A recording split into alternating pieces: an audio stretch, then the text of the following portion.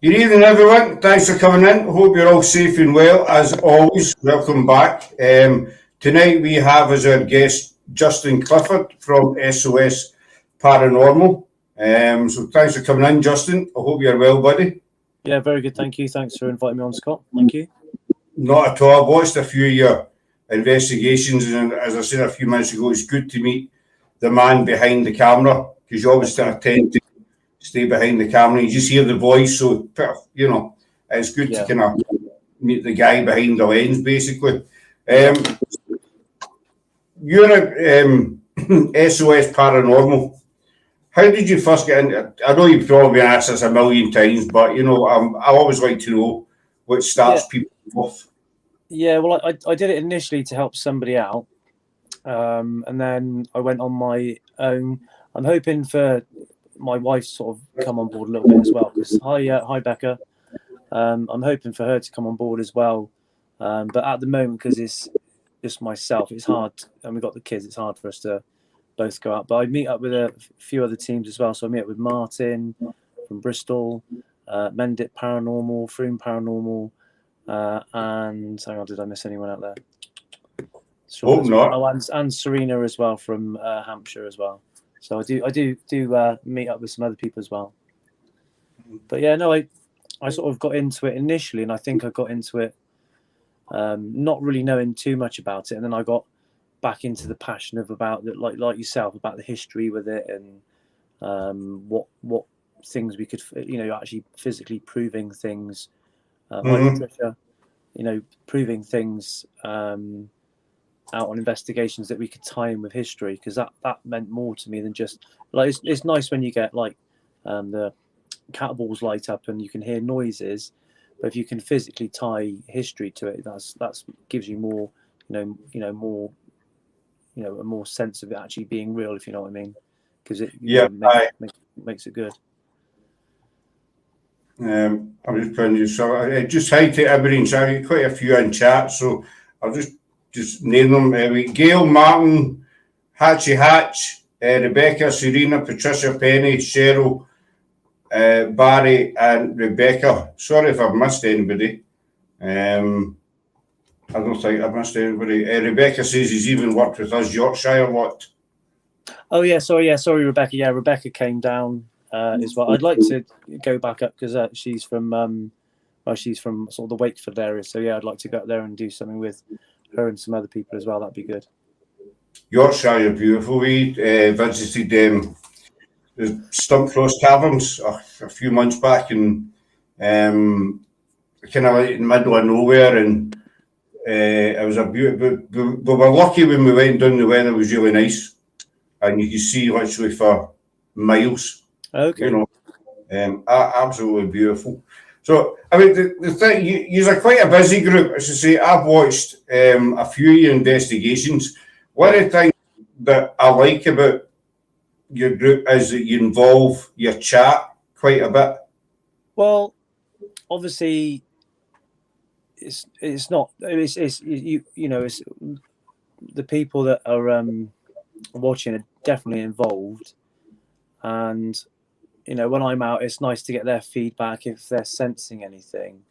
We've got some like Martin, he's very sensitive and he picks up on things, and we've got some other people that watch as well, and they pick up on things, and they can often more than anything pick up on because I go on my own. I have to know, hi Mo, I have to know all like the history of it. I'd love to not know it because I do pick up on stuff myself, but because I'm going on my own, I need to know it, because if I go there and I don't know it, hi Lynn, I can't then tell everybody what's happening, because it would just, I could just go to like a wood somewhere with no knowledge and just do an investigation. I don't really see that as being very entertaining. I'd rather go somewhere that I know, like there's been a battle, or a murder's happened, and I can go there.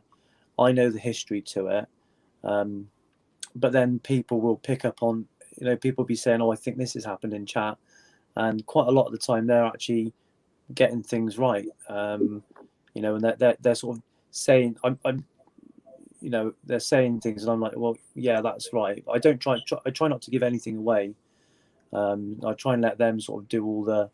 It makes them feel like part of the investigation. Then, if you know, I mean, I know they're sat at home watching, but they're Aye. sort of part of the investigation as well. It just makes it all feel, you know, like we're all together, really. Especially when I'm walking through fields of cows at night. Well, it's not the most pleasant experience, but I do totally get what you mean on the 2 points. One, the history side. I mean, I've watched a few, you know, no disrespect to any other teams, but I've watched a few teams on lives and they'll just say, we're at church. And that's it. You know, and I like to know, not 100% of the story, but I think it's good to know just a wee bit about, you know, well, where are you? How old's the church? And exactly. Background to it. That's just my point of view, as I say. And with the people in chat, it doesn't, you know, I'm kind of thinking that these people, they take the time to sit down and watch your live, you know, and I've watched other lives where the panel come on and they just start rambling on, and they don't put one comment up or whatever. It's not always easy to put everybody's comments up, you know, but they don't actually acknowledge the chat, and that kind of irritates me because these people have took the time to sit down, whether it's 60 minutes, 2 or whatever, to sit and watch you. So it is good to involve them and to get their feedback because they might pick up on stuff. I've watched a few of your lives and there are people in the chat that have picked up on stuff that you've maybe not seen or heard, whatever. And it is like a kind of big family, basically, like the paranormal should be. Well, yeah, exactly. Everyone sort of coming together and being as one, really.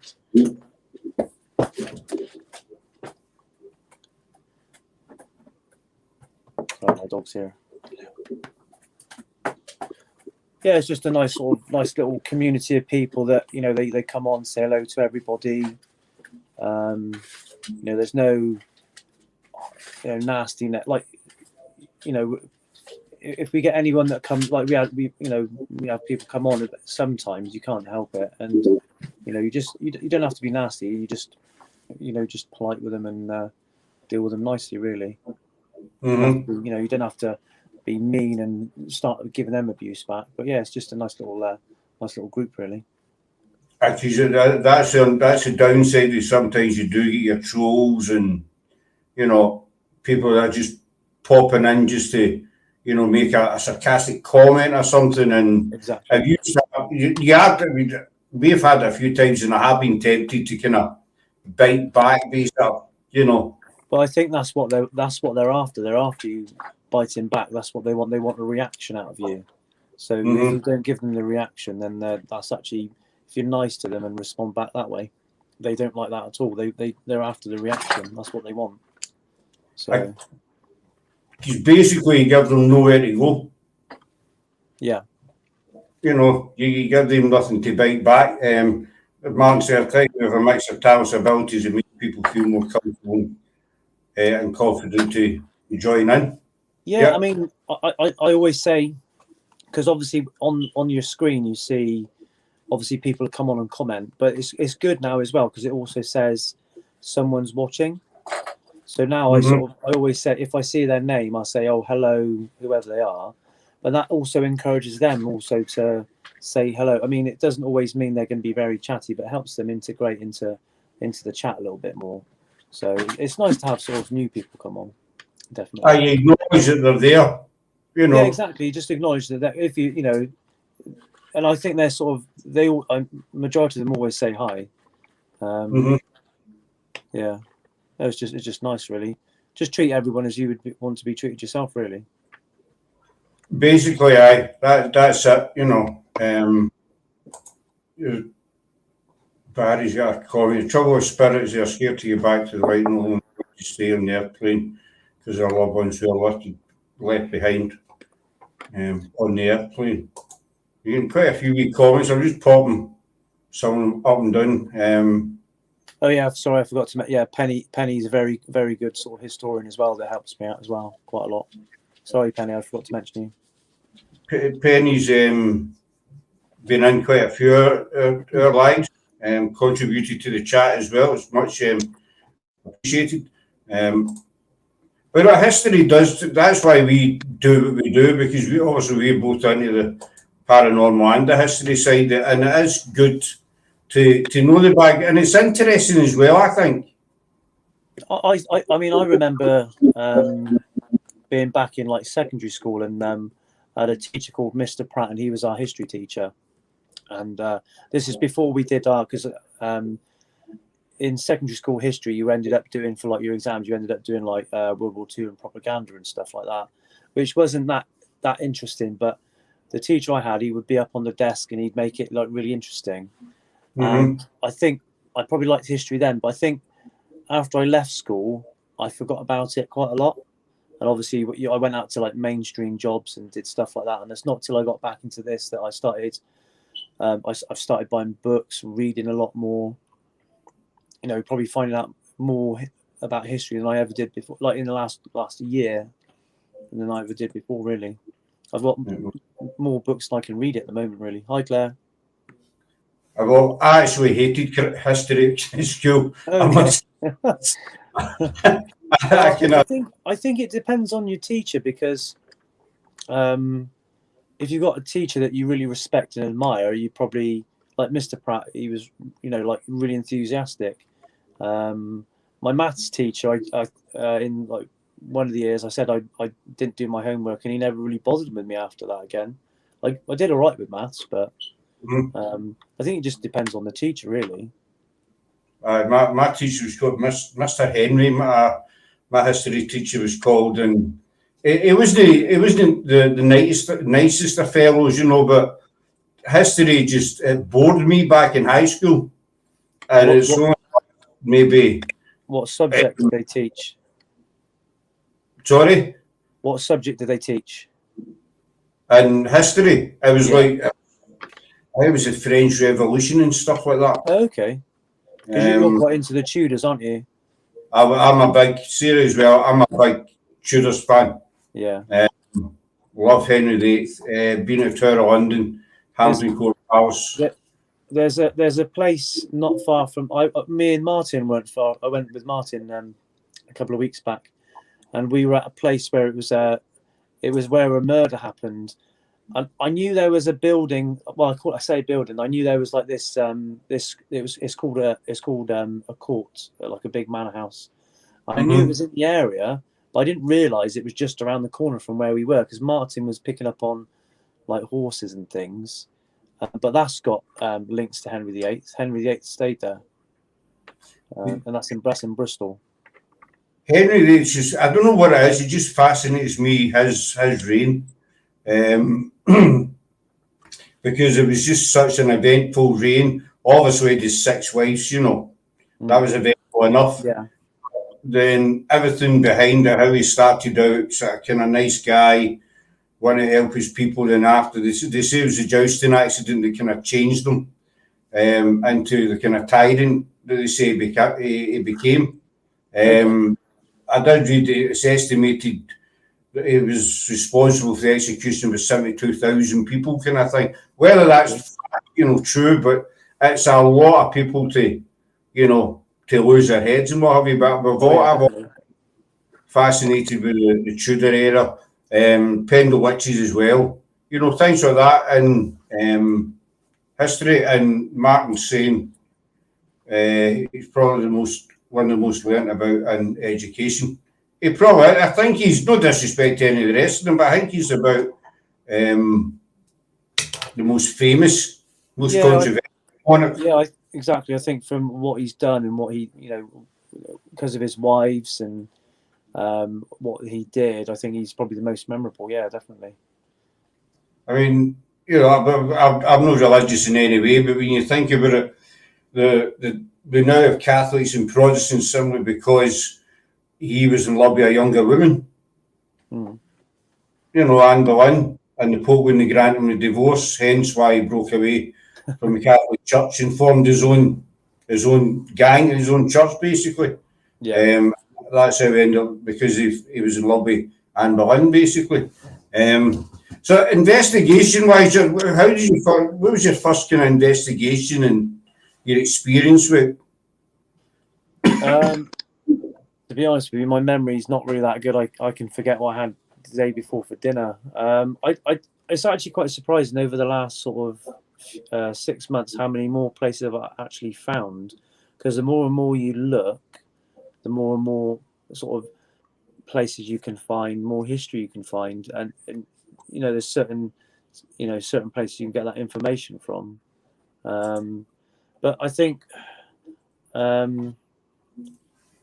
probably my most memorable investigations have been where I've had more activity with the sounds going off, rather, like not like I use devices, but when you get sounds going off in places.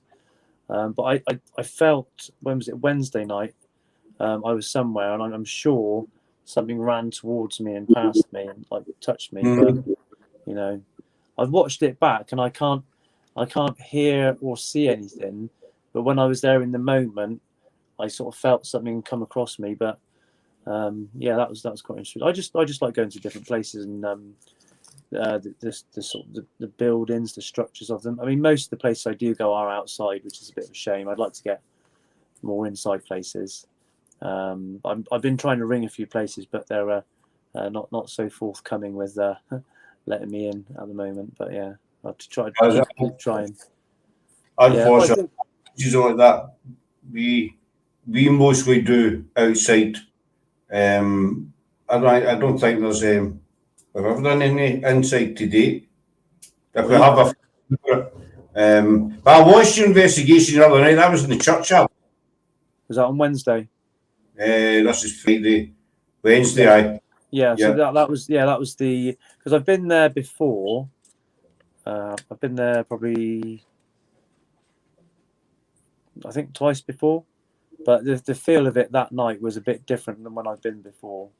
There could be reasons behind that, but I'm not sure if they would make any difference. There was maybe somebody else there, maybe investigating, I think, so that could have maybe changed the atmosphere. But I'm not sure if that's totally correct. It could just been someone trying to let me know they were there. I might have been asking the wrong questions, because we're all, when we're asking the questions, it's not like we get definitive answers. There's a lot of guesswork, and trying to feel what we can find. And I don't think I got an amazing, I don't think there's anything I could take from that live to say, oh, this was the person or that, but there was just some sort of presence there, if you know what I mean. No equipment went off. It's just the feelings. I saw a little, as I was walking up, saw something light ahead. It could have been a cat, it could have been a fox or anything. And then later on, that thing brushed past me. But again, I can't really. It made me jump and fright, which is a bit unusual for me. But I don't know if that's just me getting more jumpy lately. I don't think so. But yeah, no, that was quite a good investigation. Yeah. It was actually quite sudden. Was there a question for Martin for you? Okay. Do you think it's relevant to how you if you have interest in the same part of history? Well, I think you have to have. It's all about, I think, about your intention. So if you go with good intentions, you're going to get positive outcomes. If you go with a negative intent, you're going to get negative outcomes. And I think if you're going to go somewhere, you need to know the history, because it's you could be thinking you're contacting someone, but you're not, if you know what I mean. Because unless you know something about it. Because if you said, "Oh, what's your name?" and it comes back with a name, a lot of the time on the the spirit apps, they could be generic. But if you've got something that ties it to a person there, then you can say, "Well, that could be that person."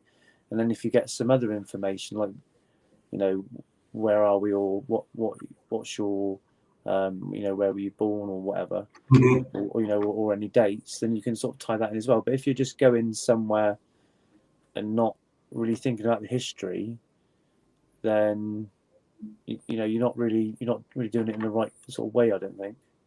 And I think Yeah. that's how I originally started out, and then I think we had to sort of think differently. Because I mean, there's, like I said, when you look into things, you can find out a lot of history, a lot of places.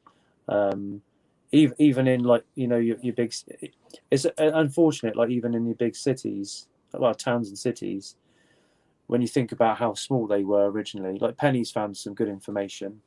Like you would have had your cities with a wall, and the outsides of it were different. And obviously, cities and things have got bigger over time, but there would have been things in places like burial grounds and all sorts of things. But now they're built over by buildings. But going into a town or a city now at night is just impossible doing an investigation, because you've got too much noise contamination from people and everything, really. Yeah. No, you're right about that. I mean, take Edinburgh, for instance. Edinburgh started off, the castle and a few buildings, and they built the Flodden Wall around it. I've been to Edinburgh. I love Edinburgh. Oh, I love Edinburgh as well. I've only been once. I'd love to go back.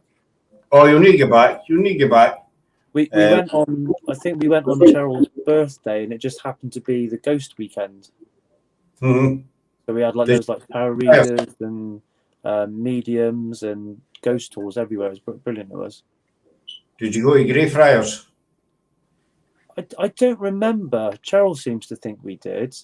I don't remember going. I remember going in like the down. Again, I'm terrible with names. Down in like where you've got all the streets that are all built up underground. We went to. Where else did we go? Cheryl says we did. I can't remember, to be honest. It was well before we had the kids, so and again, it was before I really was into paranormal. So I think if I went back there now, it'd be a lot different as well. Mm-hmm. So it was before the kids, so that was like 6-7 years ago, I think. Edinburgh is a massive place, and you get because you got the Mile up. Is it called the Mile? Isn't it? The Royal Mile. Yeah. And that was all surrounded by the Flodden Wall. That's why the buildings in that area are all really high, because they built up the way, but then they built the Flodden Wall, no offence to, keep the English out, basically. This was early. And after it was about 30 years, they realised that the English weren't going to invade. So they started taking parts of the wall down and the population was getting so big, they started to build out the way. There is quite a bit of the wall left. In fact, a lot of the wall's been used for, and some people probably don't realise it, but people's back gardens, it runs along people, they just think it's a wall. They don't actually realise it's still part of the Flodden Wall. And so Edinburgh started to spread, but the main history in Edinburgh is in the Old Town, as they call it, the original. Exactly, yeah. So it's the same as Bath, really. Bath had like it's got still parts of it, like the medieval wall and things, but it would have been only smaller. And obviously, as time's got on, it's got bigger and bigger. But you can have things now built on stuff, but it's not. You can't physically do it in a nighttime in a city or a town. Just got too much. In Edinburgh, you can't. It's. And we went to Edinburgh one night hoping to have an investigation, but it was just after lockdown had been lifted, and I think the whole of Edinburgh was in the city. Everyone, just piled in. Yeah, exactly. Every street was absolutely packed, and we thought, you know what, we'll just go for a drive instead. It's a waste of time trying to do anything. But I've got a couple of comments here, but just before I come to that, we were saying about you get that feeling the other night. That's very, very true, because, it happened to myself. You can have all the gadgets in the world with you, but they can't pick up on what you're feeling. No. You get this sense, like there's a place we're doing just now, and there's a staircase in it, and the second level, you get this heavy, sicky feeling when you go to the second level, but as soon as you go to the third level, it disappears. Okay. It's just in this one level. But obviously, you can't display that on a camera or, No. on a gadget. Yeah. No, I think unfortunately with that, I think people have got to take your word for it. Really, whether they do or not. Like you can say, I feel this, or I sense this, but I think they've just got to take it really, or Mm-hmm. don't take it. You can't. It's like I do pick up on things and smells, and I smell things, and if I say, "Oh, I can smell that," they're not going to know. They're just going to have to say, take it as it is, really. Aye, Um, you're nothing, telling. nothing you can do about that. It's when we're out investigating. Excuse me. When we're out investigating, we're seeing it from our own perspective, and the people watching are seeing it from the second perspective. So they're going to get, less of what we're. I mean, they're still involved, but they're going to Mm-hmm. sort of. They're not like they're not physically there, so they're not going to. I hear sounds, and often I say, "Oh, did you hear that?" And not all the time everybody does. So it's one of those things. You're there with the surroundings, but it's hard portraying that across. I think someone said about getting like maybe I can might make it a better mic because obviously I use my phone. Like get a mic to pick up the sound better. I don't know. I'll have to have a look into that. I've got to buy some more equipment soon to do some things. I'm thinking about a few little bits and pieces, more to help maybe with sound and imagery rather than gadgety things for detecting spirits. To make it more the sound quality better and maybe picking up on like I find it's when you're not recording or you're not looking in that direction is when you see things or things happen. You know what I Yeah. mean? You you're like be like you maybe like your camera's that way and you look over for a split second and you see something over that way, but you haven't got enough time to get to it and it's gone. Or Yeah. like me and Martin witnessed like a huge. We went to a place in Bristol and this huge thing crossed the road. I could only say it is like a massive brown werewolf, or not werewolf, massive brown wolf. Sorry, but it was just there when we pulled up crossing the road, and no camera running. I've seen a few things like that. I'm sure also I've seen maybe a ghost plane again. I was somewhere and I looked up and this massive plane came across the trees, and I thought, oh, that's really low. It was literally tree level, but it looked like an old World War II bomber. But Mm. again, it's one of those things. Was it or wasn't it? You can't really say. It's, You haven't got the cameras going, so you can't record it. see, Unfortunately, unfortunately, that's what it's happened to us quite a few times. The cat ball will go off or something like the K2 meter, or we yeah, going nuts and you're not recording. You'll hear sounds and you're not recording it, and you think, I wish I had the camera on, or you hear something that other people don't. I mean, this place we're doing now, we took another team last week, and it's quite a dangerous place in the dark if you don't know where you're going. So I took them a tour. I took them down in the basement. It's a vaulted basement, and we went into one room, and there was five of us in the room, I think it was, and yeah. I heard this very distinct. It sounded like why, like why, and I turned around, and nobody else in the room heard it. Okay, And I said, did you not hear that? yeah. Well, I said, did you not hear somebody kind of shout, why? So I thought, no, I'd never heard it. But I know myself, I definitely heard it. Yeah, Um, I think that's probably like just. I think we're all able to sort of see and hear and things, but I think we're all on different levels. So mhm. you heard it, but maybe people weren't as open as you or at that level, so they didn't hear it. It's really hard. It's really really hard to explain. I mean, like, I see things, but like some people just like what they come out with is amazing. We've had some amazing results on this location. But Syrian's asking, you go to a place you think spirit gets more comfortable around you.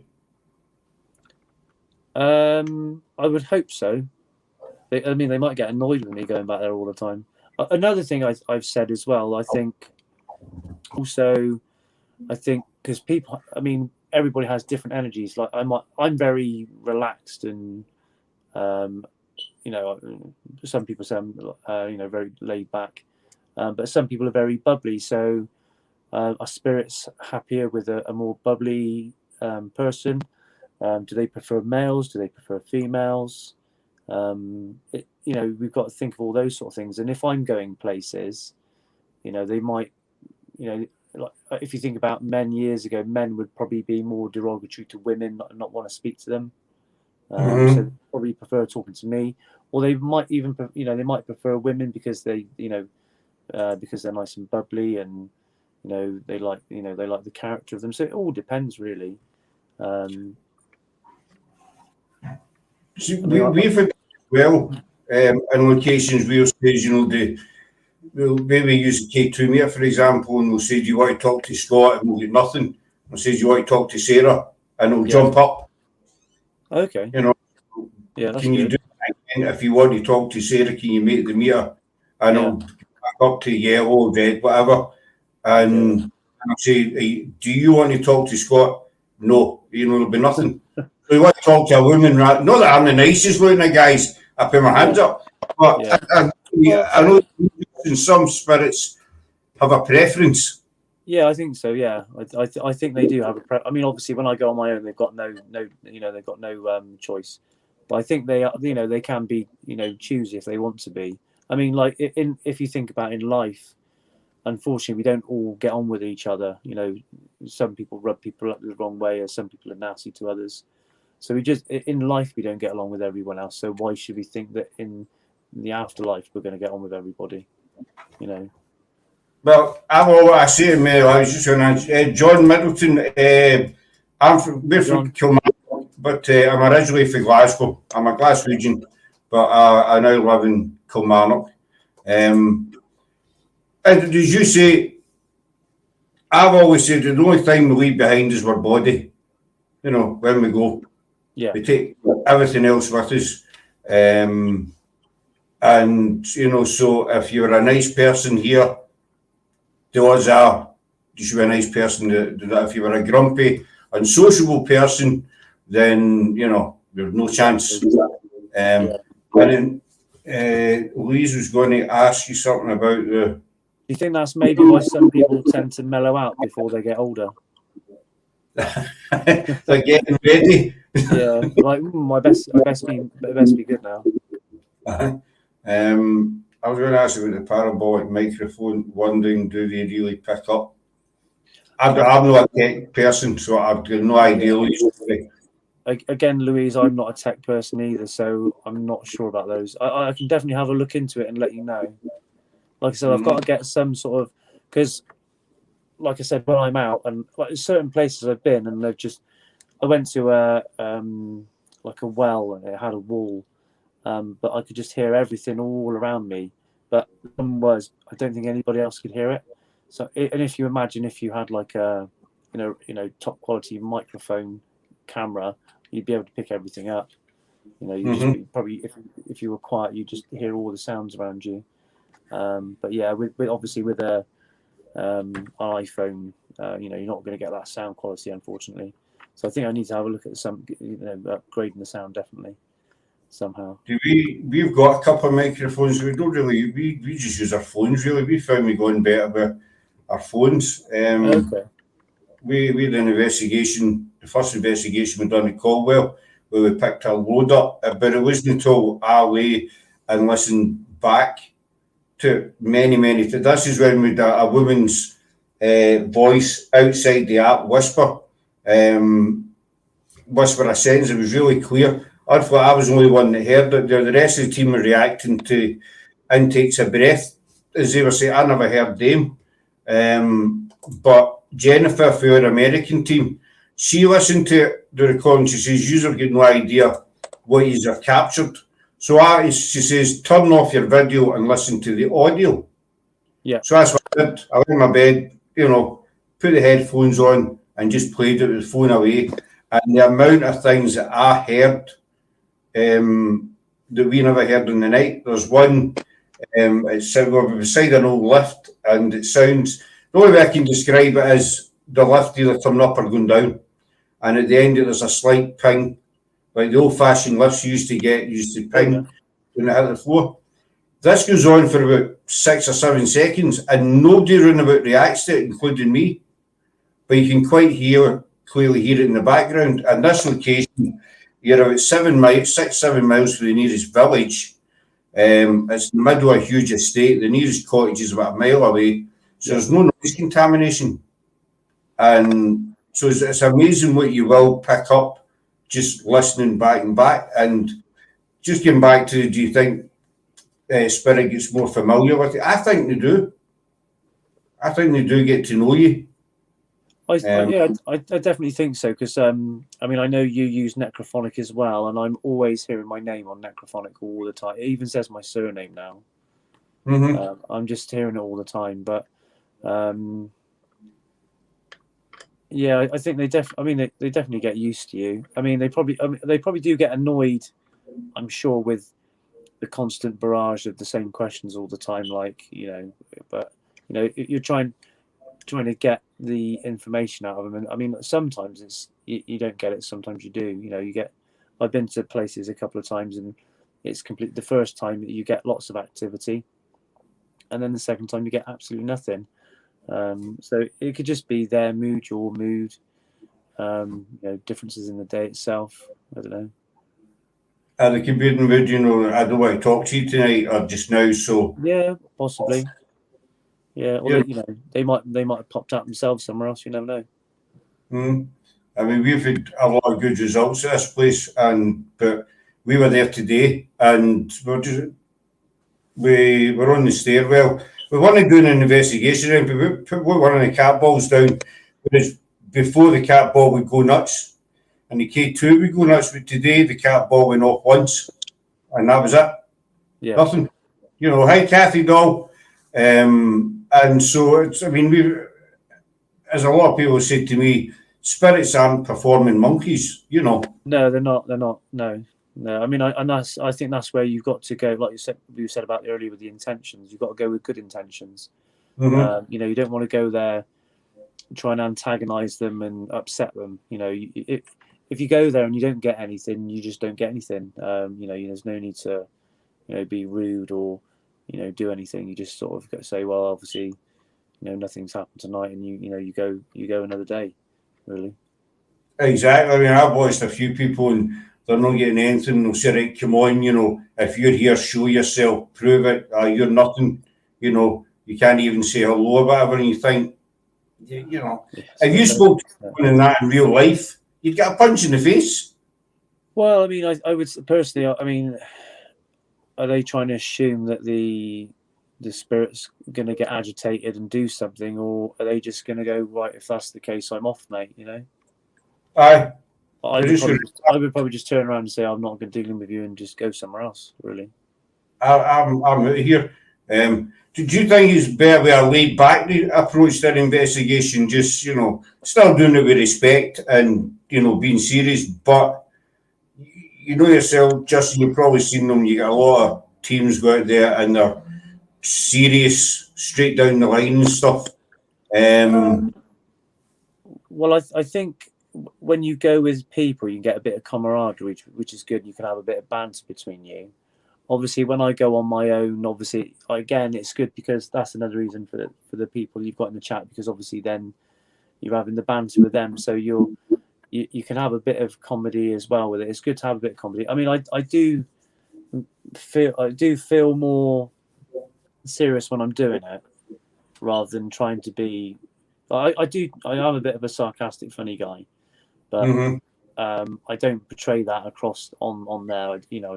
If someone says something, I might come back with a one line or something, but generally doing the investigations, I just do just me as I talk, really. I just explain it and talk the best way I can, really.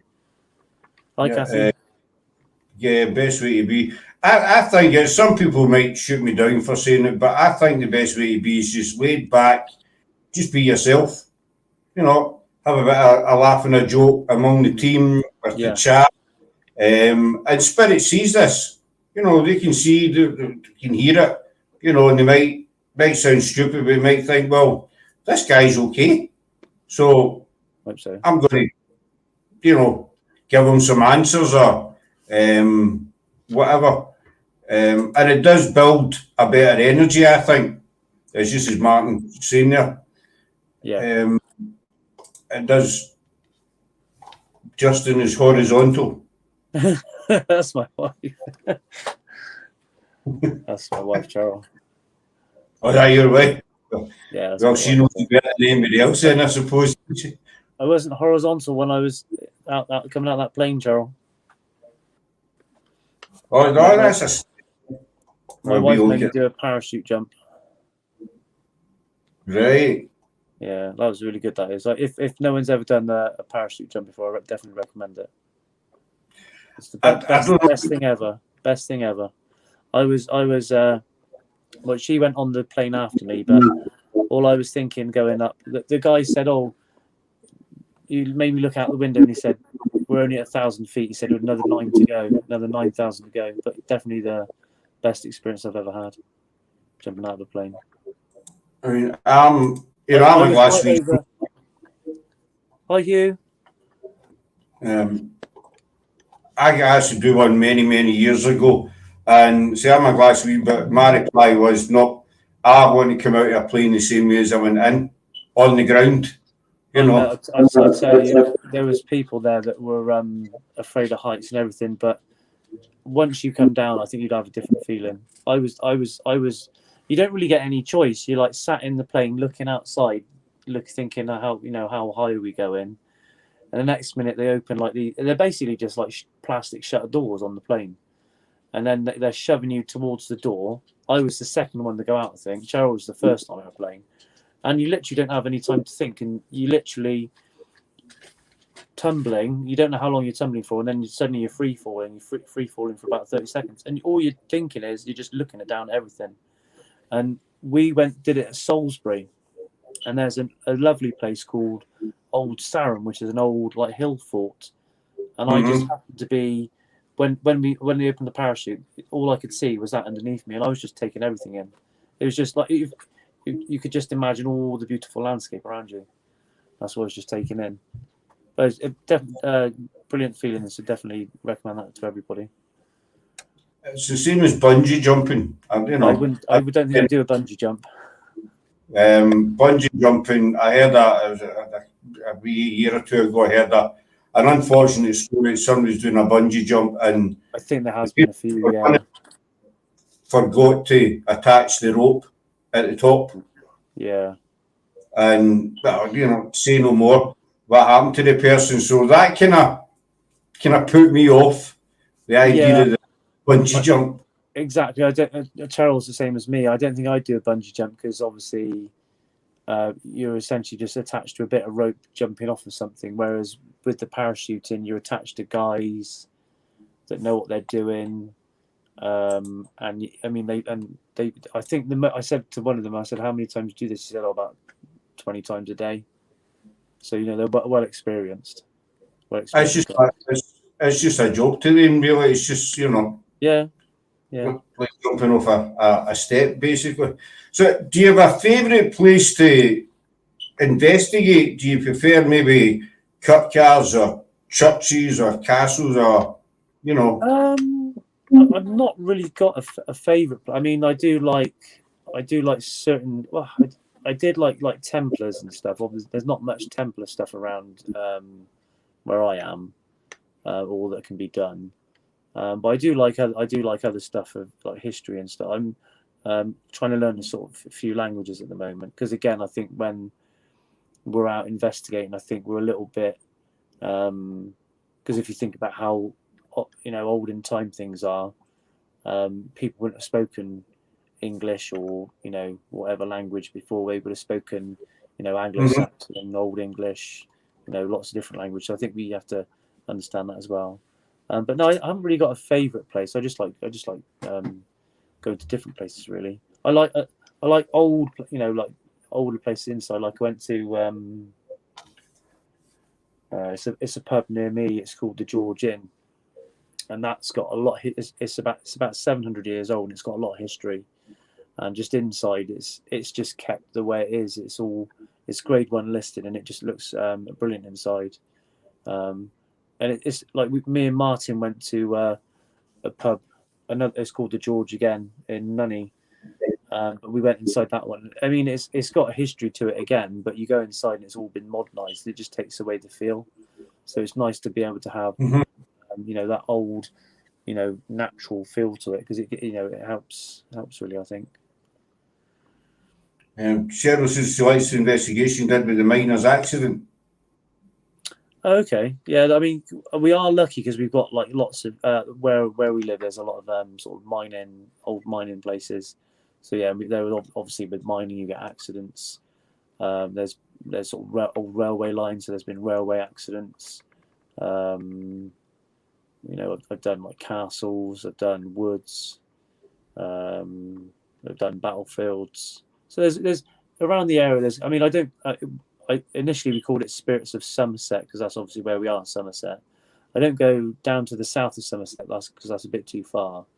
But I do go to like Bristol, Gloucestershire, I think I've been to Dorset maybe a couple of times, and Wiltshire, because you can, from where we are, I'm sort of North Somerset, so literally you can drive somewhere and it says you can drive like 10 minutes and it says you're like in Gloucestershire or somewhere. So we got some nice little places around here. Like the Cotswolds is just up the road. I've done a few things in the Cotswold area, but nothing actually like sort of definitively showing the Cotswolds, if you know what I mean. I've done like a couple of buildings and stuff, but nothing major. Old time wartime airfields. I've done an airfield. That's when all the cows were after me. Martin wouldn't mind doing the church again with a loud bang. Yeah, Martin took me to a church, and that's where we were getting, because there's a lady that said to sit on, that she was something well to do with the church, and she's supposed to sit on one of the seats.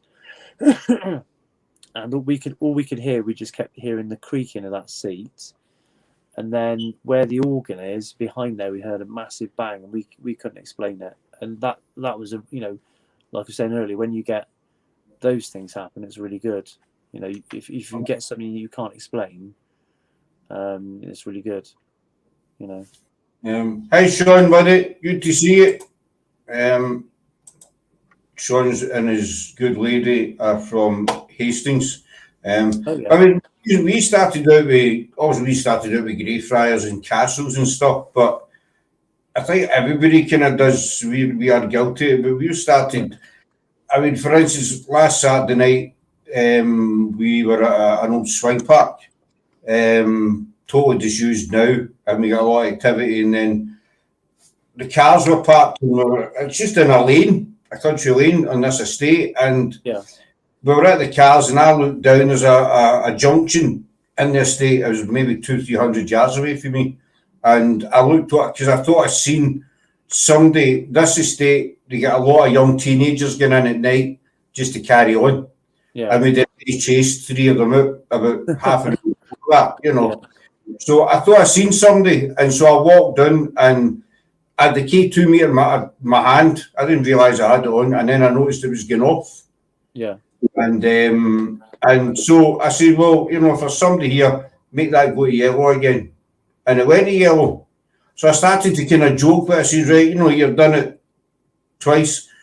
Try to do it for me a third time. Go do it for me again. And again, it done it. And this happened 4 or 5 times. And I thought, well, we would even think investigating standing in the middle of a road. Well, like I said earlier, I think there's probably, places that you wouldn't think would have any history to it, but they probably have. Because there could be something from years ago that wasn't recorded or documented, unfortunately. But I mean, you could still, just because you're haven't got that history, you can't say that it's not there. Like we've had again, people pick up on certain names and things. Like when we were at the doing the crime, the unsolved crime, and Martin was picking up the horses. Obviously, I'd gone there knowing about the crime and what the murder that had happened, but unknown to me, it was near where that building was, so it was possible because Martin would have been picking up on other stuff happening there. Unfortunately, because there's no documented history, we can't say yes, we can prove that, but it's not to say it couldn't happen. So Yeah, it's frustrating when you're looking for something yeah, and you can't find it. I mean, again, this location, we were told it was an old hospital for children, and all the records are sealed for something. It was shut down in 1985. The yeah, records are sealed for 75 years, yeah, so it's another 40, I don't know, something 40 years to go. And so we can't find anything. I mean, because we've had names, etc., picked up, but we can't check these names out. sure. Yeah, that's the same with some asylums. I think a lot of the asylums ended in like I think like the 30s, like the Mm-hmm. early 30s. So and they like kept them. They're keeping them closed for like 100 years, so they won't be available till like 2030. I don't know why they seem to want to close them for so long. There must be some reason. I know asylums weren't the best place at times. They were places where a lot of things would happen that shouldn't have done. A lot of mistreatment to people. I think Mm-hmm. later on in time they were better, but initially they were places where a lot of torture and horrid went on. So maybe that's why they were closed for so long. But yeah, it's nice when you can get find out history. I mean, you can spend ages researching stuff and maybe only come up with a few things. And there's so many places. There's a couple of places that are good to find it, but I mean, there's one which is like national, like a papers one, but you got to spend so much money per month to actually physically search all the history of it. So Mm-hmm. It's, but I mean, the 75 years, some of the team were saying why. I said, well, my thinking is, I could be wrong, that this place was meant to be for children.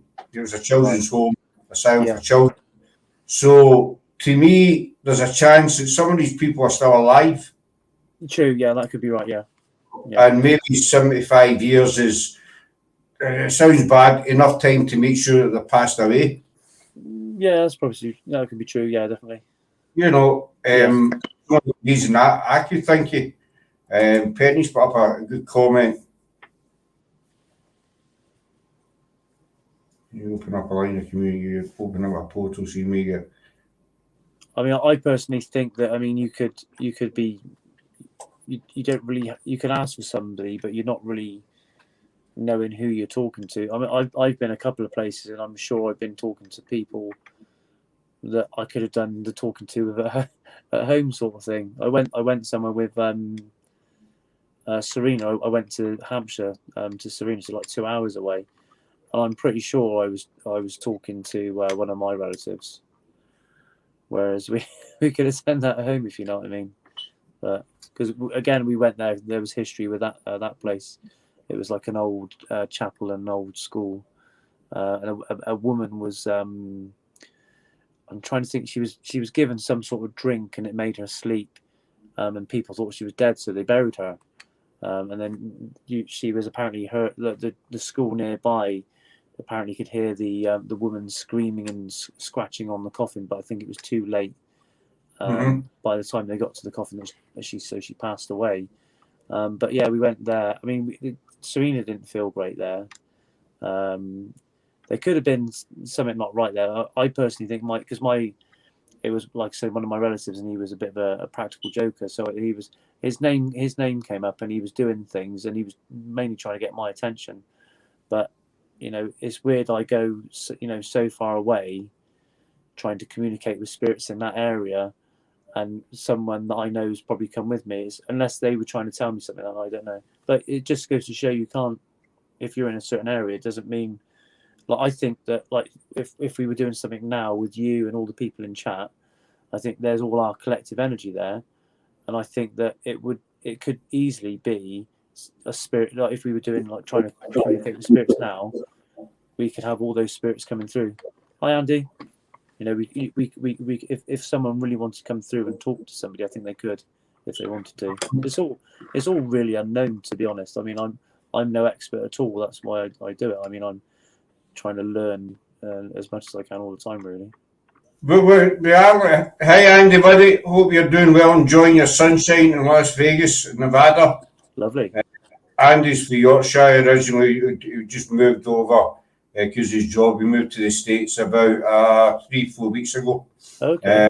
So he keeps posting pictures, but he keeps posting photographs of sunny deserts and blue skies, you know, and I open my curtains in Scotland and it's, you know, wet roads and grey cliffs. Yeah, that's what it's like here at the moment.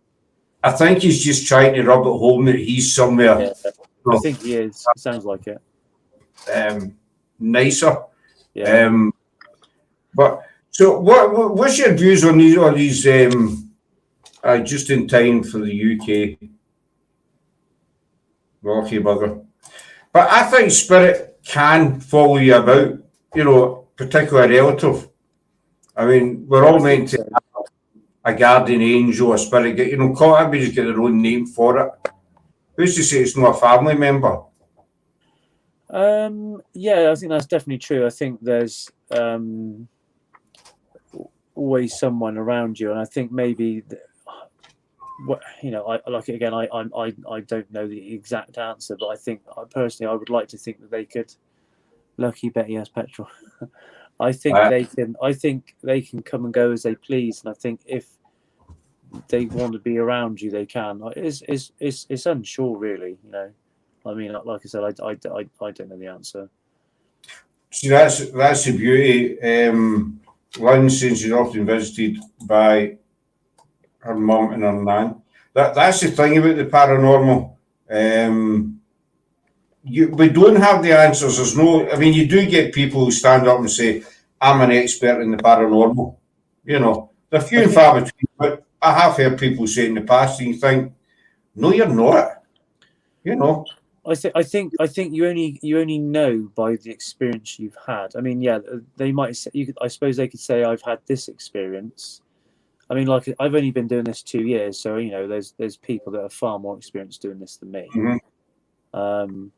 But just because one's more experienced than another doesn't mean that, you know, I can't do it or anybody else can do it. But you know, no one really can say they're. I don't think they can say they're an expert. Really, just maybe they've had more experiences. You know, they've had, and I think the more you allow yourself to experience things, I think the more you will eventually see and hear. Really. Exactly. I totally agree 100%. You know, nobody's an expert, but you can have somebody who has got more experience, whether it's investigations or on gadgets or, you know, whatever. And you can say, well, you know, what do I do with this? You know, this is what you do. There is maybe one sort of other thing you could sort of base the terminology on. Is like basically if you think about like martial arts films where you have two martial art people. And they both believe they're the best, and they take each other on, and then obviously only obviously the better one wins. It's a bit like that, really. You know, the more experience is always going to, be the sort of the better one at the end of the day. And you get these people who think that they're experts, and you know they bang on and on. I've done this, I've done that, and I can do this, and they end up faking stuff just to prove their point. You know, I'm sure there are people out there that do that. And to me, that sheds a bad light on everybody, basically. Yeah, I mean, I obviously see a lot of pictures, obviously different groups on Facebook. I see a lot of pictures posted. I actually did one myself. I posted one because I've got a mirror here, and it's got loads of smudge marks on where the kids have put loads of smudge marks on it. And I was sitting over the chair over here, and I was looking at it. I could see a face in the mirror, obviously where the smudge marks were and everything. So I took a picture of it, but then I also did a video of the angle, and then I moved away. So you could, like, people post things and they say, "Oh, do you see anything here?" And people see faces. So obviously we get a lot of pareidolia. but I was trying to, I wasn't being funny to anybody. I wasn't trying to do that. I was just trying to say, look, this is something that we could, physically see in a picture, but a picture on its own just doesn't prove anything paranormal. Because you take a picture of anything and say, do you see anything here? But without more evidence, you're not going to know. So a picture and a video, that's more evidence. So you have the picture of it and the video, then that you can, that's not paranormal. So the more proof you have, the more credible something is, really, at the end of the day. I think Cheryl bought it for me. Penny loves your T-shirt. But no, I know you get a picture, and people. I've done it myself. We get a picture. We took it at Greyfriars once, and we got a picture. The best way I could describe it is it looked like a wizard, Oh yeah. up the wall in the dark. And we'll never say anything is paranormal. We'll put up, maybe it's a picture or a recording, and say, look, this is what we call it. This is what we found. What do you think? But this particular picture, I kept looking at it. That looks like an old man with a pointy hat, beard. I sent it to this group that we were in at the time, and this guy who, had all the gadgets for photography, he came back and he says, listen, mate, that's a plant pot. Okay. And he showed, he sent it, and I said, fair enough. Yeah. That's a plant pot. I thought it was something else. You showed me exactly what it is. Yeah. And fair dues, but you will get people who would still insist, keep going. Yeah, I mean, ages and ages ago, I remember we had a picture of someone took a picture of what looked like a girl in one of the graveyards I went round, and I went actually on an investigation trying to find that exact spot to see if it was because you do get it sometimes. I've had on other ones where like a gravestone looks like a hooded figure looking over another grave. But yeah, I spent quite a while trying to go around this graveyard with all these headstones, trying to find this one that looked like the head, like the body of a girl. But I couldn't find it. I didn't know which one it was. But I mean, this did look like a girl in like a blue dress, and it was very sort of a bit blurred, so you couldn't see a face or anything. But it did look like a woman. But yeah, I just couldn't. It's one of those things you can't prove or disprove, unfortunately. I mean, you can say it's paranormal, but you can't prove it's paranormal, unfortunately. That's it. I mean, I was that whispered voice that we got. I heard it, and it gets picked up on the live. So I sent it to 11 different people.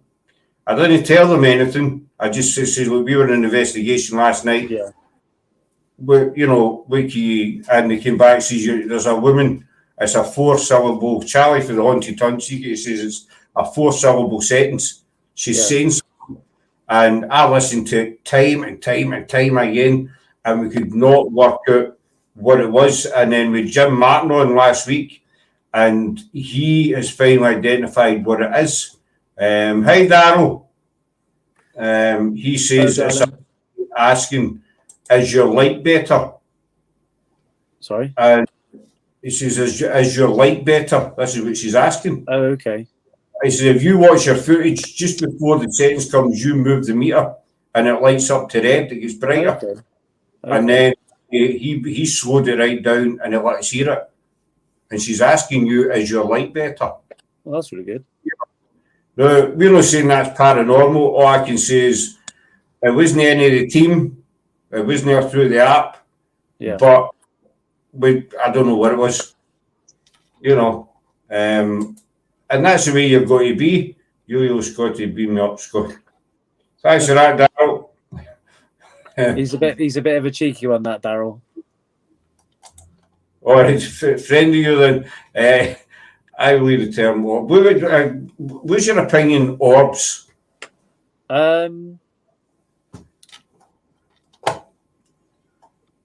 I think there can be, because there's explanations for them. I think you have to, think rationally of all the things it could be before stating it's paranormal. So you've got obviously dust, insects, moisture, as some of the other things that it could be. So if you take all those out of the equation, then you can then say, is it an orb? I think I witnessed one in the pub we went to with Martin and Froome Paranormal. We went to a pub, and again, it was when we weren't recording. I was chatting to Lee from Froome Paranormal, and we was just sort of showing me around, and we were out in the back, and then we come through into the bar, and this, as he walked past, something just went straight behind him, and again, just again, because we weren't recording, that's when it happened. But I think that was an orb. But I mean, literally, to me, it just looked like something that moved across. It just moved straight across him, and then it went in, like it was gone. So I couldn't prove that it wasn't an insect because it was flying too straight. It wouldn't have been anything else if it was like you get things that are, I don't know, those little. They're like little plant things fly, but again, because of the movement, it wouldn't have got. It just literally went straight, other than a different movement. So the movement, I would say, it couldn't have been anything else really. But I can't prove it because I didn't record it, or and I was the only one that saw it, so no one else saw it. So I think with orbs, it's one of those things you just have to sort of, with anything really, you have to sort of think, what is that? What are the plausible explanations it can be, and once you've ruled all those out, then you can think what it is after that really. Andy said, obviously we talk about circle, it could be anything. It's those wisps, he said, are harder to explain. Although, yeah, I mean, I have seen. I don't know if they're not really classed as orbs. I have seen, as Andy said, they're wisps of light, like energy. I have seen. There's a particular roundabout. I've seen it on. I saw it last year and this year in the same place. The light stopped, and then I saw it cross the roundabout from one side of the road to the other. And then when I was leaving an investigation, I looked behind me and I could see them in the window. And then I asked them to leave, and then they went. So yeah, again, I can't explain what those were either. Cheryl's saying lens flare. Yeah, lens. Yeah, I mean, yeah, there's lens flare, but yeah, I think you have to, because the thing is, if you're going to call yourself an investigator, if you're going to call yourself an investigator, and you take a picture and you just go, oh, that's paranormal, then you're not an investigator. You've got to think, all right, what were the conditions? Was it a cold night? Was it a warm night? Could there be any moisture in the air? Did I remember seeing lots of bugs about? You got to think of all these things rather than just going, oh, that's it's paranormal straight away. Unfortunately, I think to be a good investigator or a credible investigator, you need to be a skeptic. I will say, yeah, definitely. I think I sort of started out. I started doing this as a very, very much skeptic, even though I'd probably seen a few things. And then I definitely did believe, because obviously doing this sort of stuff, you're going to end up being a believer, because you're doing it all the time. When you experience it yourself, you're going to start believing it. Unfortunately, if someone said, oh, that's a load of rubbish, there's nothing really. You could say, oh, have a look at this or whatever, but they're not going to believe you until they experience it themselves. But I definitely do take a skeptical approach to it. You can't just, label everything paranormal, unfortunately. Lots of things have got explanations for. I mean, like I was somewhere once. I'm from the city, so I'm not used to like noises of the country. And I could hear this noise, and I was like, oh my God, what's that? And everyone's just saying it's a fox. It's like, I've never heard that before. So if once things can be explained, if I was out in the woods on my own, I'd be like, oh my God, what's that? But people say, oh, that's a fox. So now if I hear that noise again, I know not to be worried about it. Yeah, I get caught up years, many years ago. My eldest kids, so they're grown up now, but my kids were younger. It was my wife at the time. she'd went out and I'd put the kids to bed. They must have been around about 4 or 5, 6 years old at the time. And we stayed in an upstairs, downstairs. The kids were in bed and we'd no, we were younger and actually with baby monitors. And the baby monitor was on and I could hear a bath running. Yeah. Okay. Clear as day. So I thought one of the kids was up and playing about. So I ran up the stairs. Bathroom was out, bath light was out, kids were sleeping. Bath was dry. Back down the stairs. And then I could hear it again. So this happened 3 or 4 times. And then I heard a woman, she was talking to a kid in the bath, splashing and stuff. And I couldn't explain it. Yeah. And it was, I told people in working, they said, don't talk rubbish. I said, what I'm telling you, the bath, it must be a ghost bath or something, your mind's. And it was a couple of days later, I was a guy that lived 2 doors up. I was telling him, and he was saying, what time was it? I says, I don't know, about 9 o'clock. He says, that was my wife bathing our wee one. He says, your monitor has picked up our monitor for some reason, and you've been listening to my wife bathing our wee girl. Yeah, good job you didn't have it in his bedroom. Well, I thought this is rather than pick up anything else, but it's things like that. I would never have thought of that. The guy 2 doors. No. And you think, a monitor, but it does kind of freak you out a wee bit at first, and then says, no, that was my missus bathing the wee one. We've been to places with 4 hours, had nothing. I think a lot of people think it's most haunted, whereas Martin's spot on there. Yeah, I mean, even though I go out to places and you get nothing, I still, you still got some sort of experience. I quite enjoy going out and investigating, even if you don't get anything. To be honest, obviously for people watching, it's nice for them to sort of experience something, but it's just not guaranteed, really. But do you not feel, Justin, that if you go out for, like as man says, you go out for 4 hours and you get nothing, people watching, it can be a bit boring for them, but it also lets them see the real side of investigating. Well, to be honest, I would say, yeah. I mean, there's Serena that's on. Apparently, my voice sends her to sleep. So it's, I think she just watches me so she can get a good night's sleep. But I don't know, because they must. I mean, I think they must enjoy it. And I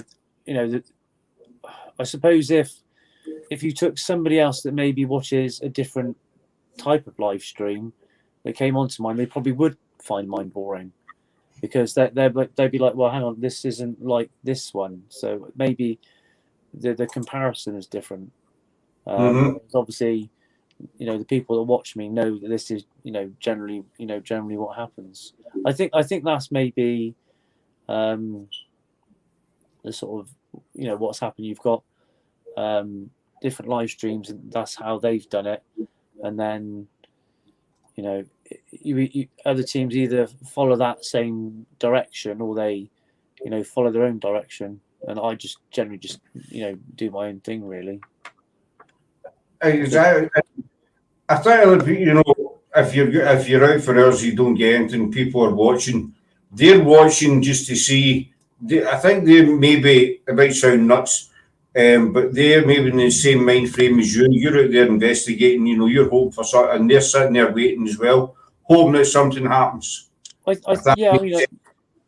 Yeah, definitely. I mean, I think you could definitely have anything happen at any point.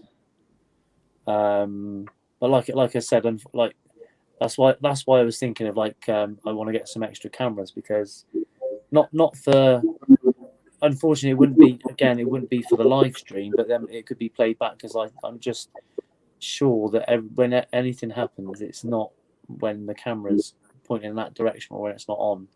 So if I had the mindset of when I leave the house, I've got maybe a cam on going somewhere, and then I've got it on all night, and then I can review that footage back later, then I might catch them. That's another problem. It's reviewing all the footage back, because if you think when we go out, we're doing a couple of hours at the least. But I think it would be good, because if when we watch a film, when we watch a film for the first time, we see everything, but then if we watch it again, then we see things that we've missed, don't we? Yeah. So and the more you watch it, the more you see things that you didn't see before.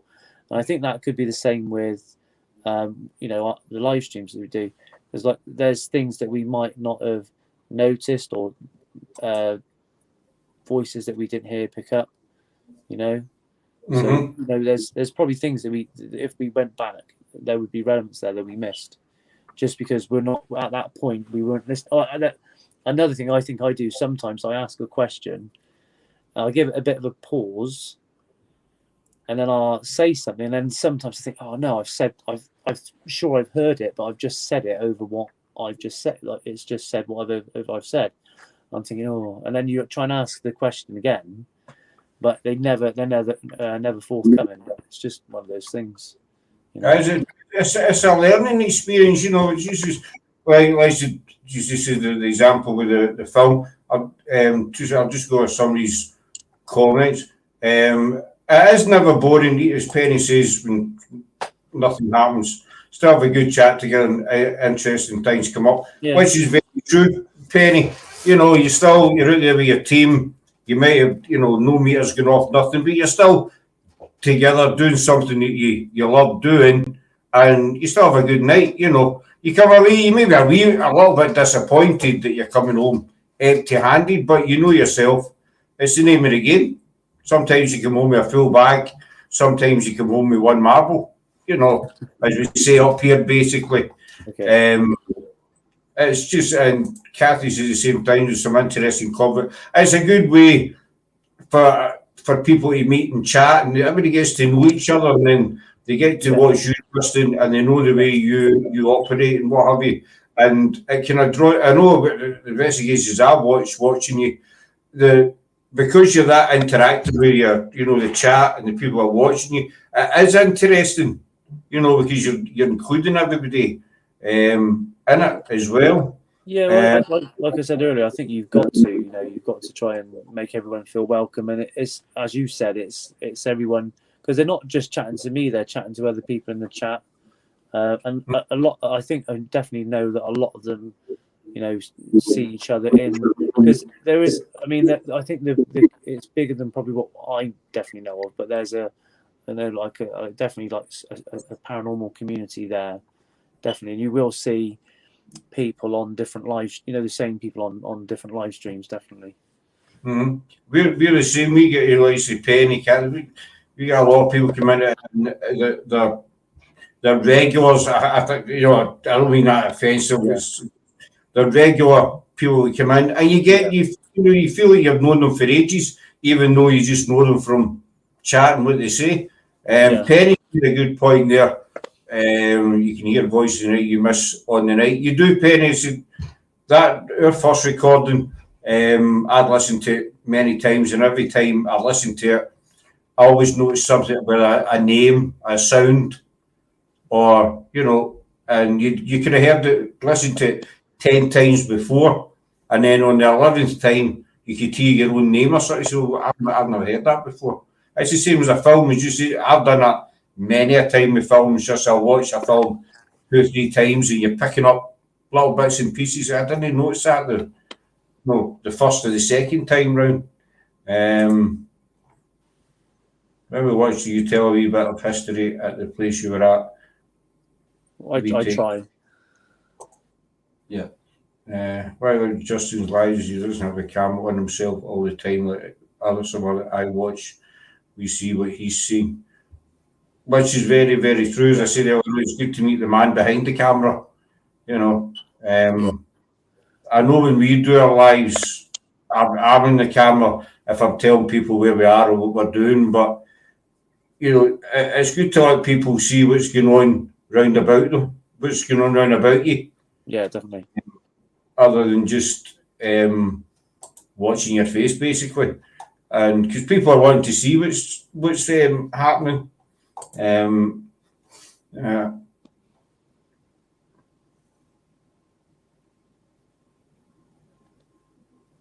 Yeah, everybody learned a lot from what the show is set up. What do you think about that? Just with Gail, we've got a girl on our team, Gail. She joined us about a month, 4 or 5 weeks ago, and she watched a lot of TV shows, paranormal shows, and then we took her out on an investigation, and she said totally different. I think it is. I mean, I've watched a few. I mean, they're good because you get a lot of.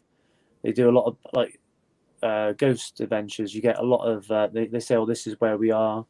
You get a lot of background history to what's happened. They go and actually talk to the people that are involved as well. So you get a lot of background history, and you maybe get a small section of what they see as ghost hunting. I don't like that term, really, paranormal investigating. And obviously you get snippets of like EVPs or whatever. So you get a very small section of actual paranormal investigating. A lot of it's more of the background story. Obviously got a lot of with anything sort of television driven. It's got a lot of dramatic music and stuff like that. So they've got to obviously make it more entertaining for people to watch. I will say I think definitely with live streams is more interesting because when it's when it's live, effectively I suppose anything can happen. You can go somewhere and you don't know what's going to happen really. You can plan as much as you want to, but you go somewhere and anything can happen. So it's all, I suppose it's always that unknown, uncertain sort of feeling you're going to have it, of what's going to happen that night. So, and that's me and obviously everyone watching as well. I will say, we said earlier about obviously the people in chat. I mean, they always watch me get back to the car, which is nice for them because they know I'm safe. But also, obviously, with the cow incident, I needed them on because I needed them for me being safe. So they're as much with me as I'm with them, if you know what I mean. So it's really good they're watching. It's a scary day. I could just what we were talking about. We did an old early airfield watchtower one night as we approached. We heard loud chatting, music going on. Spent 2 hours there and got nothing. As we were leaving, we're outside. It all kicked off again. That's how it goes. Yeah, it does. It does happen. I mean, if you think about it, it would be nice if you could have a place and you can maybe, because obviously day and night is different. But obviously with the day, obviously we know we've got a lot of noise disturbance. But it'd be nice if you could have a whole day and a whole night to see the difference without any noise contamination. But obviously it's just not possible. But then you could get a better feel for the area, because obviously with the dark, it just gives that heightened feeling. As opposed, if you go in a wood in the day, it's beautiful, isn't it? At night time, it's scary. So it's just that different ambience, isn't it? It's the atmosphere. We were planning to do a day investigation 2 days ago to compare it, but it's Scotland. We opened the curtains and it was pouring rain. Yeah. All your sound's gone then, isn't it? Essentially. Yesterday, pouring rain again. Today, it's been off and on, so we've not had a chance to do it yet. But we will be doing it because I'm interested. That's Gail, who's in our team. She says she's watched a lot of TV, those programs, and she's hooked on investigating that. We're broken her. She's got the buck. But the other thing is the hype. I think a location's reputation can build expectation as well. I think so. Yeah. I mean, I've not been to anywhere that's got any good hyped history about it yet. To be honest, I can't say I've been anywhere. I've been outside a few things, but nothing major. Fires. Yeah. Sorry, Jack, when you go. No, you go on, carry on. So we've done Greyfriars loads of times. And Greyfriars also, as everybody knows, there's a ton of history behind it. It's also said to be the most haunted kirkyard in the world, you know. And so I think everybody goes to Greyfriars with this big hype, this big expectation that, you know, headstones are going to be flying about and, you know, all sorts of stuff. We've been and we've had nothing. All the time. We went there, we went once, and for it lasted seconds. We got Sarah and I got the feeling of a male standing near us, not far from the Mackenzie tomb. That was literally seconds that lasted, and that's been it. Even though Greyfriars has this big reputation, do go expecting it. There, I think you know these places. Sometimes you can go as before nothing. At times you can't get enough. It just carries on and on and on. It depends. You think on the timing, not the location. Yeah, possible. Yeah. Yes, you're right, Scott. So say the most exciting thing that happened to us in Greyfriars was our batteries drained after about 15 minutes. We went there at 3 o'clock one morning. You know, the old 3 a.m. things. I thought we'll go at 3 o'clock. So with two batteries, both of them are fully charged. They should have lasted maybe an hour and a half each. And both of them lasted 15 minutes each. Okay. That was it, done. The footage we've got is Sarah sitting on the ground. She just gave up. Because we came all the way from Kilmarnock, which is maybe about an hour and 10 minutes. And we get battery drain. And that was it. So yeah, if you've got to stop and go back, unfortunately, There's not very much you can do. What about Mary King? Mary King is an interesting one to do. Unfortunately, it's the money involved in it. Some of the prices are, Yeah, no. I was asking a venue the other day how much they charge, and obviously they obviously with a venue they obviously want to get as much revenue as possible. I don't blame them. And this particular venue wanted like £1,200 plus the VAT. So if you think about how that breaks down into people, you've got like 20, 30 plus people. And again, when you're investigating with that many people, again, you're going to have just too much noise contamination. I mean, it's good if you've got a small group, but when you're having too many people, because you're going to have too many footsteps, too many chatter, and if you're doing EVPs and things, you can't really say, oh, that was definitely something, because you can't say it wasn't somebody that was saying something when you were doing. I mean, I've been doing EVPs before with I think there's been 4 of us, and someone would be shuffling around. I mean, you try to be as still as possible, but you know that they're shuffling around, and you know that's then gone on the EVP. So the less people, the better, really. But venues, unfortunately, obviously want that revenue. So it's a bit of a sort of catch-22 situation there, really. Yeah, we've looked at places like £1,200-1,500 for a night, and you think, we're Scottish, we hate parting with pennies. Yeah. We can get a free location and we'll take it. And I find that's a kind of the best. Rather say, what would you say the most important things to look for in finding a place to investigate? That's a good question. I would say a place that doesn't have a big hype to it. Just an everyday run-of-the-mill place, maybe an old building or something like that. That you don't get loads of people flocking to, and it's not got a great big reputation, if that makes sense. We'd be lucky to find some good locations, but are away from the sort of city centre, definitely away from the city centre, as you said earlier on, Justin. So just normal places can be anywhere, really. Yeah, I mean, I thought it was going to be hard finding lots of different places, and I think the more you look at stuff, the more places you find, and it's amazing when you start looking at when you start looking into things, you can start finding lots of different history. I mean, like I said, a lot of the places I do go are outside, but I mean they've got some some history attached to it. I mean, I went down to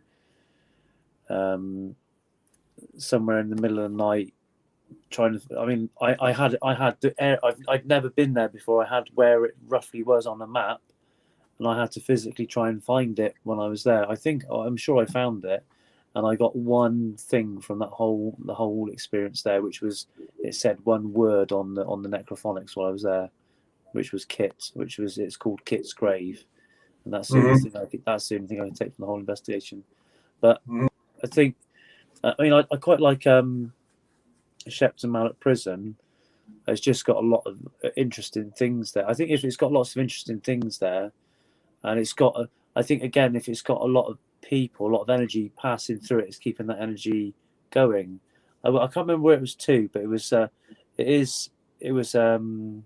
it had like when I say a castle, it was an old, like very small, like castle fort, like on a little moat, and it was where I think a battle was held, and it was just in this wood with nothing around it, and there's just nothing there, and I think it's just had no sort of human interaction there for some time. That it's just sort of just gone like deadpan, basically. It's I was going to do you want to see Greyfriars Bobby must be by the gate at the time when the kirkyard would have closed in his time. The statue's just outside the kirkyard, but the dog itself isn't buried in the kirk. A lot of people think it is. It's not, because there was a law that stated animals and humans couldn't be buried in the same kirkyard. There is a headstone inside as you get into Greyfriars. It's right in front of you.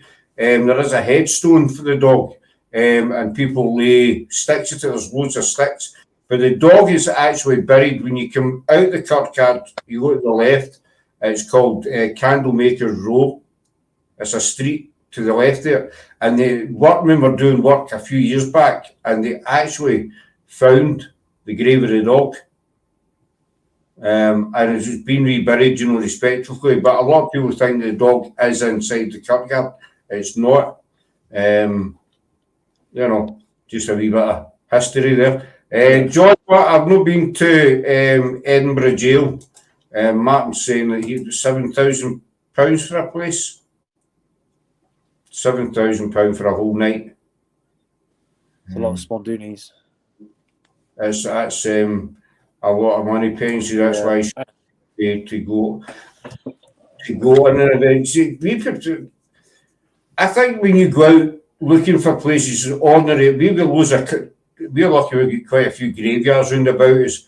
But this estate that we're doing, there's about 5 buildings on it, but the girls are doing the research, and we keep coming up with different parts of history, and this again goes back to the history side of it. Yeah. They keep coming up with the bits and pieces. It dates back to the 1700s, and we're finding there was actually more buildings on this site than we knew about.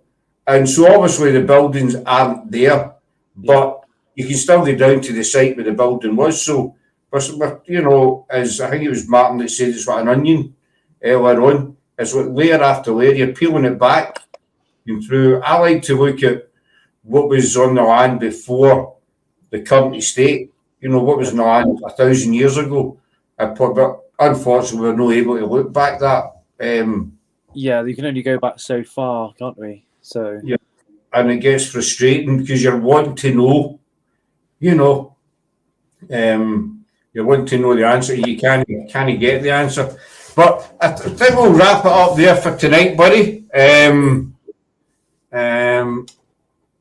Mohammed just leaving away. Thanks for everybody in the chat. Take care. It's been very interesting tonight. Thanks so much, and everybody. Thanks very much, Mohammed. Cheers, man. It's been a pleasure having you in. So I'll keep a hold of you just for a wee second or two after we go off. But so thanks for coming in. I'll let you plug your group and what have you just now, buddy. This is your moment to advertise. Yeah, well, it's obviously SOS Paranormal on Facebook. So yeah, if you want to come and watch, you're definitely welcome. Give them a wee look up, folks. But thanks everybody for coming in. We hope you enjoyed the chat, and I certainly enjoyed it.